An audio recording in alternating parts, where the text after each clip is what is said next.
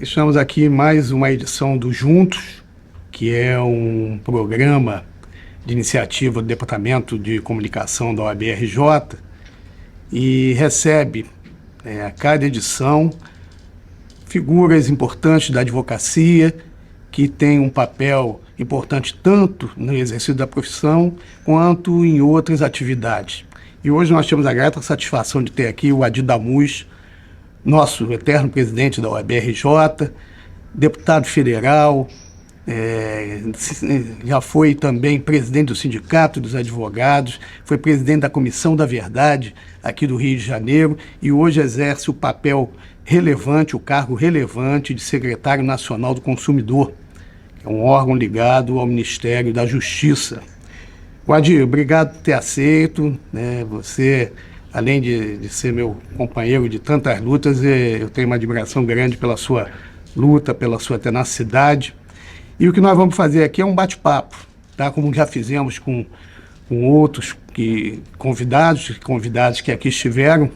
O último, inclusive, foi o nosso queridíssimo Ney Lopes, advogado também, esteve aqui contribuindo com essa nossa programação, que a gente pretende trazer cada vez mais figuras que tenham comprometimento com a advocacia, mas que também estejam exercendo um papel relevante em outras atividades e, de preferência, no âmbito social, político-social. Adi, você que tem um currículo extenso, se eu ficar aqui falando vai tomar muito tempo, mais tempo até do que a entrevista. O que nós queremos saber de imediato é o seguinte: você hoje está ocupando esse cargo de secretário nacional do consumidor. O que significa isso? Como é o exercício desse cargo e quais são as metas e as atividades que o cargo engloba, né, e que possam ter a ver, inclusive, com a advocacia? A secretaria, nesses últimos 4 anos, ela acabou deixando de ser uma secretaria de defesa do consumidor para se transformar numa secretaria exercendo uma espécie de arbitragem nas relações de consumo. Foi para isso que ela foi criada. Ela foi criada para ser a secretaria do consumidor, da consumidora, de defesa.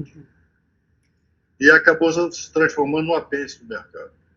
E nós estamos recolocando a secretaria nos trilhos, né? Nos rumos para os quais ela foi criada. Esse cenário hoje, sobretudo nas plataformas digitais, nas chamadas redes sociais, esse cenário de desinformação, esse cenário de ódio, intolerância, né? Isso afeta a relação de consumo. É uma relação de consumo. E, nesse sentido, nós já estamos fazendo o devido enfrentamento, nos valendo do poder de polícia que a legislação nos assegura. Então, isso me atrai, isso me dá a sensação de que nós estamos realizando um trabalho para além das tarefas ordinárias, um trabalho de transcendência, um trabalho necessário, extremamente necessário nesse momento. Fora de outras questões que atormentam, né, os consumidores desde sempre. Aviação civil, né, preço de passagem, plano de saúde, preço de combustível, enfim, uma miríade de assuntos, mas que nós queremos emprestar sobre eles um olhar especial e que vai além, né, de dar o tratamento corriqueiro, que não, é o que normalmente acontece em determinadas burocracias. E nesse quadro, Adi, tem algum programa especial que esteja sendo desenvolvido, ou metas que a Secretaria não tinha e vai passar a ter dentro dessa perspectiva que você colocou? Olha, eu vou te dar um exemplo, está no noticiário desse final de semana. Eu emiti uma medida cautelar determinando ao Google e ao Facebook que retirassem do ar uma publicidade desinformativa. Tá? Essa publicidade, ela informa que o Banco Central estava convocando os portadores de cartão de crédito para devolver dinheiro. Devolver dinheiro porque o governo teria aplicado uma alíquota, né, sobre os juros, uma alíquota indevida. Né? E isso é mentira. E o próprio Banco Central desmentiu. E nós partimos do pressuposto de que, pelo menos no que diz respeito ao direito do consumidor, essas plataformas, né, Instagram, YouTube, Facebook, etc., elas não podem, elas devem moderar o conteúdo, ou seja, elas devem filtrar aquilo que é publicado. Esse é um debate que acontece hoje no mundo todo, né, porque essas plataformas, essas big techs, defendem a tese de que elas não podem fazer isso porque seria censura. Não é papel delas filtrar conteúdo. É sim. Porque se não for assim, vamos imaginar o seguinte: um sujeito grava o vídeo e ensinando a construir bomba. E que vai explodir uma bomba numa escola de crianças. Esses vídeos são sempre monetizados, são impulsionados. Essas big techs, o faturamento delas vem exatamente desse impulsionamento, dessa monetização desse tipo de publicidade, e nós vamos enfrentar com todas as armas que a legislação nos dá para não permitir que esse tipo de publicidade seja violado. E nós estamos passando por cima desse debate estéril, se isto é censura ou atentado à liberdade de expressão. Isto é um atentado à lei e à Constituição, e nós não vamos tolerar que isso ocorra, pelo menos no âmbito do direito do consumidor. Aí você disse que houve uma ação judicial. Não é uma ação judicial. Não houve ação judicial. Não. É um processo administrativo. Tá certo. É um processo administrativo da Senacom, da Secretaria Nacional do Consumo. Não Eu já emiti uma medida cautelar dando prazo de 48 horas para retirar. Amanhã termina o prazo. Quer dizer, mas isso multa não... diária, etc. E não inibe que, se porventura for necessário, se chegue até a uma ação judicial, caso, né, mantenha-se... A gente não precisa, a Senacom não precisa de ação judicial. Isso se esgota na esfera administrativa. Multa pesada, inclusive, se for o caso, a retirada do ar. Perfeito. E aí a Senacom tem esses instrumentos para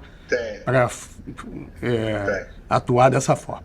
Olha só, de uma vez nós conversando, eu estava trocando ideia contigo, assim que você foi nomeado, a gente falou sobre a questão da formação do consumidor. Algo que vem desde pequeno, o consumo responsável, né, as escolas ensinando, não só como consumir, mas o que consumir também. Porque se hoje você tem uma certa preocupação que não tinha tempos passados de saber o que você está consumindo, como é feito, de que forma é feito, se envolve trabalho escravo, se envolve matéria que não seja tão saudável em caso de alimentos. Isso está na programação? Esse tipo de preocupação está no foco da Secretaria? Sem dúvida. Eu acabei de destacar uma dimensão do nosso trabalho, que é a dimensão repressiva, de coibir ilegalidades que prejudiquem a saúde e a segurança das consumidoras e dos consumidores. Mas nós atuamos também na dimensão pedagógica. Aqui na Senacom, nós temos a Escola Nacional do Consumidor. Ela promove cursos, palestras, etc., exatamente nesse sentido: o consumo responsável, do consumo sustentável, do consumo que respeite o meio ambiente, do consumo que não signifique a ruína, né, de quem consome. Hoje, o Brasil, 70% da população brasileira estão super endividados. 70%. Por conta de consumo desmedido. Né? Hoje, a dimensão publicitária do capitalismo, no estágio em que se encontra, e não é só no Brasil, não, isso é um estágio mundial. Essa publicidade, ela conceitua o que é felicidade. Ela constrói na cabeça das pessoas o que é felicidade. O que é felicidade? É a meta do consumo. Então, as pessoas, elas nunca estarão felizes, porque sempre estarão buscando novas mercadorias. Então, hoje as pessoas entendem que alcançar a felicidade é comprar o celular de última geração. Ao adquirir esse celular, já está insatisfeita, porque já foi fabricado outro mais avançado. A mesma coisa com carro, a mesma coisa com todas essas bugigangas que a tecnologia contemporânea criou para o consumo imediato. Uhum. Né? O que nós procuramos fazer é ponderar com as pessoas, né, que o consumo fundamental é aquele que permite ter uma vida digna, ter a sua casa, ter o que vestir, ter a escola de seus filhos. O resto vem com a evolução de cada um, a evolução patrimonial de cada um, o que se possa chamar de esse profissional de cada um na sociedade. Né?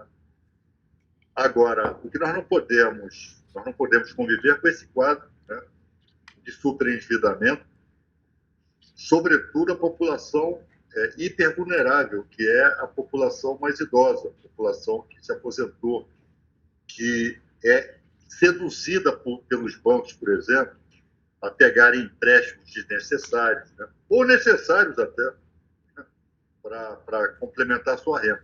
Mas a partir do momento que ela entra nesse torvelinho, ela não sai mais. Uhum. E é por isso que o governo Lula, está concebendo aí o programa Desenrola, que diz respeito também à nossa atividade aqui na Secretaria Nacional do Certo. Bom, pulando já para um outro campo aí de ideias, duas perguntas que nós pensamos aqui. Uma de respeito ao seguinte: a ordem, a passagem pela ordem, a formação que a ordem dá aos seus quadros, é importante quando um dos seus quadros, no quadro você, é chamado para exercer um cargo como esse. Essa vivência que a ordem deu conta, foi importante para você, te preparou de alguma maneira, trouxe elementos que hoje você pode utilizar, inclusive, na administração, na conduta administrativa? Olha, isso pode variar de pessoa para pessoa, dirigente para dirigente, mas para mim ajudou muito. Ajudou muito mesmo. Porque a OAB, pelo menos uma OAB do porte do Rio de Janeiro, ela traz problemas, ela nos apresenta problemas de complexidade. E ali você, na prática, começa a exercer o que pregava. Né? Ajudar, fazer justiça, aperfeiçoar o exercício profissional da advocacia. E nós estamos falando de uma coletividade de milhares de pessoas, cada qual com a sua realidade. Muitas delas sem condição de pagar anuidade. Quando eu cheguei, muitas advogadas estavam endividadas com a ordem, adimplente. Nós, você deve lembrar disso, apresentamos programa para trazer de volta essas pessoas, esses colegas, essas colegas. Criamos, né, uma série de serviços que até hoje,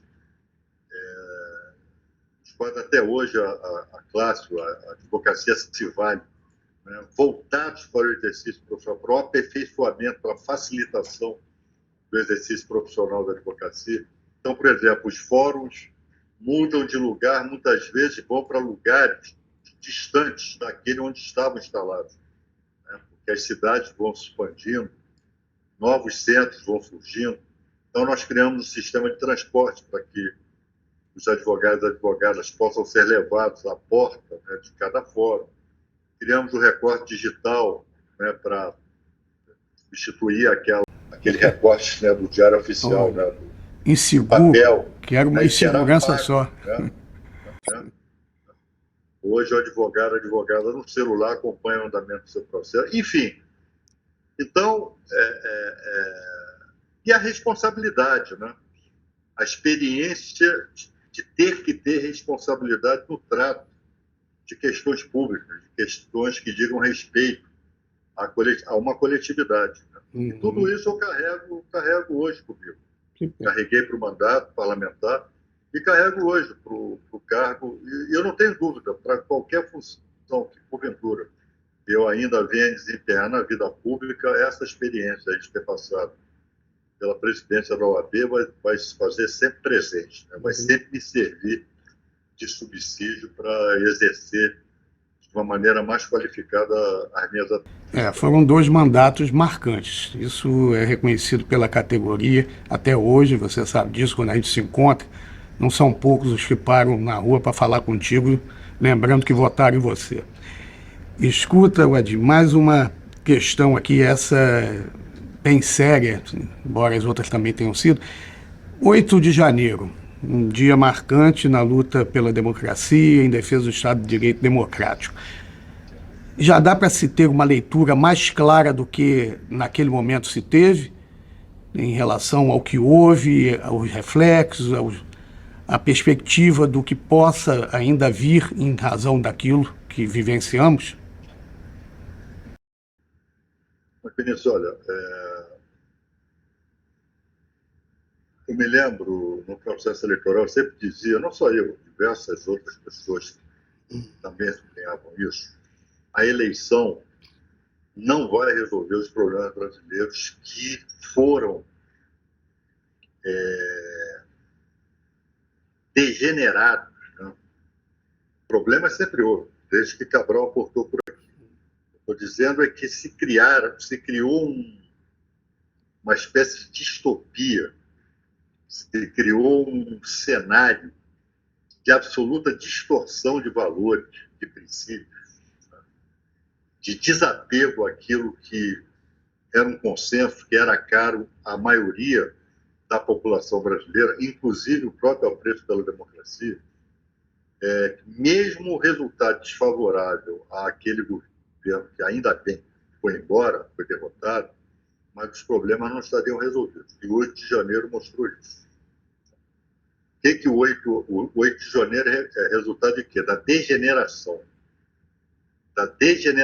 de determinados segmentos sociais, né, que simplesmente perderam a noção do que é viver em sociedade, do que é viver sob o Estado Democrático de Direito. Essas pessoas, elas são hostis ao Estado Democrático de Direito, né? E foram demonstrar a sua hostilidade daquela maneira. Né? Logo depois, no final da tarde, daquela tarde, o ministro Paulo Pimenta me convidou, né? Vamos lá no Palácio do Planalto, e eu não vi pela televisão, estava lá vendo. O que significa?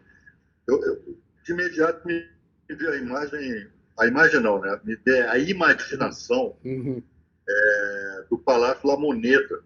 Né? Falei, pô, La Moneda deve ter ficado assim lá dentro. Porque não sobrou nada. Eles destruíram tudo. Destruíram tudo. Eu soube que o Supremo Tribunal Federal foi mais destruído. O ódio, né, foi mais intenso do que no Executivo e no Congresso Nacional, mas eles quebraram tudo. Né? E esse pessoal está ativo.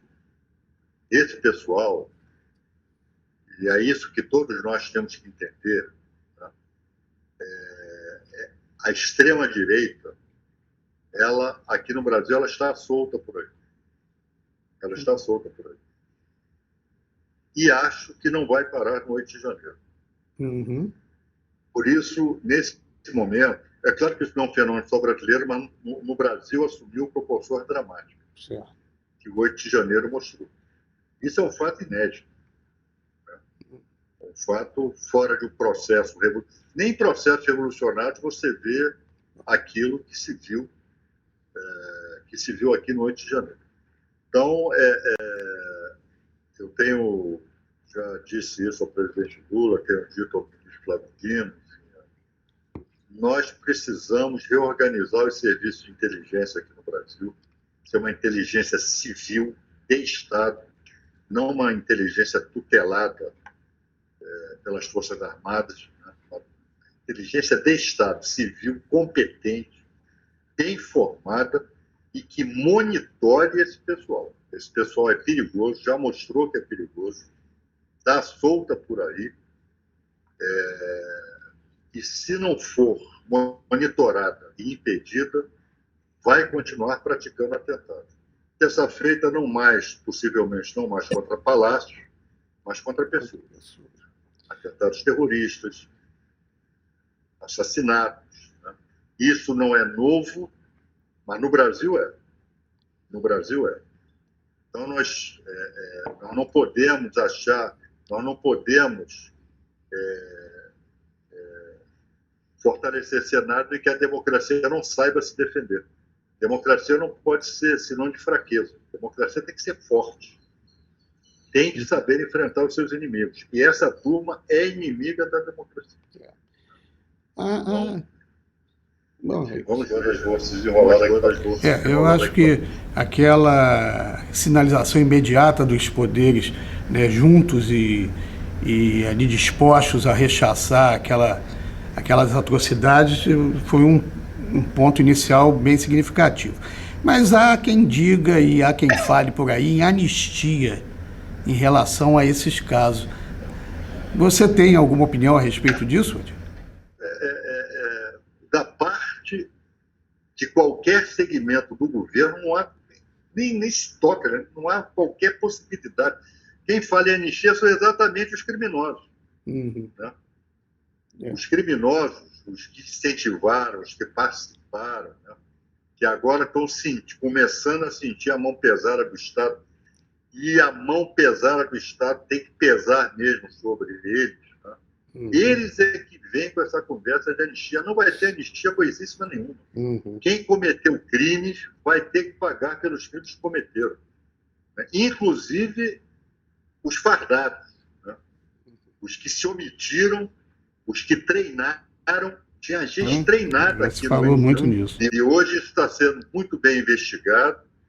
E eu espero que as investigações, a conclusão das investigações, levem à condenação daqueles, né, que de alguma forma participaram daqueles atos, né, de terrorismo, daqueles atos de quebra-quebra, de vandalismo.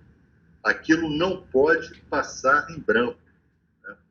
O Brasil é um país que, infelizmente, determinadas condutas, né, sobretudo de agentes do Estado, passaram em branco, torturas, assassinatos, etc, etc. O 8 de janeiro não pode passar em branco. E acho que não vai passar. Nesse clima e nesse quadro que a gente vê, Adi, uma última questão aqui, nós já estamos caminhando para o final. Você que já presidiu a Comissão da Verdade aqui do Rio, você vê clima para voltar a esse assunto em relação à memória da ditadura militar? Haveria hoje algo que levasse a preocupação em relação a isso, para preocupação não só de que isso volte a acontecer, mas que se discuta isso? Né? É algo que não se deve discutir, é algo que tem que ser ultrapassado? Infelizmente, a luta, né, pela memória, justiça e verdade aqui no Brasil ela não ganhou multidões. Foi uma luta, ao longo do tempo, restrita a familiares, a entidades de direitos. Ela não ganhou likes num determinado período, que foi o período de exaustão da ditadura, quando, né, a campanha das diretas já ao final, na época da Constituinte, houve um movimento, né, importante nesse sentido, mas muito longe daquilo que foi necessário. Tanto que as comissões da verdade só vieram 20 anos depois. Né? E a interpretação também que fizeram, né, em relação à anistia. Aí vem toda essa cultura, porque sem movimento de massas não adianta. Crime reflexo, não era? Na Argentina, quem pôs os perpetradores na cadeia foi o movimento popular argentino. Uhum. Claro que encontrou, e aliás recomendo a quem não assistiu, né, ao filme 1985, que o faça. Encontrou agentes públicos dispostos e personalidades, né, como Adolfo Pérez Quivel, enfim, personalidades dispostas a passar limpo aquele período. Né. Agora, isso foi imediatamente após a ditadura. Então você vê que na Argentina, até hoje, como não falar das mães, das avós da Praça de Maio, até hoje há grandes manifestações na Argentina no sentido da preservação da memória e de punição dos assassinos, dos agentes perpetradores. Né? Até hoje. Você convoca uma passeata lá em Buenos Aires, isso não dá menos de 100 mil pessoas. E o Brasil passou muito longe disso. Aí, obviamente, os poucos minutos que nós temos aqui não vão nos permitir que a gente aprofunde isso, quais são os motivos, por quê, etc. Mas isso é um dado objetivo. Né? No Brasil, infelizmente, faltou movimento de massa. E sem movimento de massa, mesmo um governo progressista, como é o governo do presidente Lula, como foi o governo da presidenta Dilma, não vai muito adiante. Se esforça daqui e dali, mas não vai muito adiante. Não vai muito adiante. E os pactos que se fizeram para a superação da ditadura continuam aí em vigor, infelizmente. Né? Então, eu acho que isso não será uma marca desse governo, não. Tá. Nós sempre terminamos aqui com juntos. Você não recebeu ainda a sua canequinha, mas vai receber, está guardada aqui, para que a gente possa pessoalmente depois brindar, tá bom? Juntos sempre. Obrigado.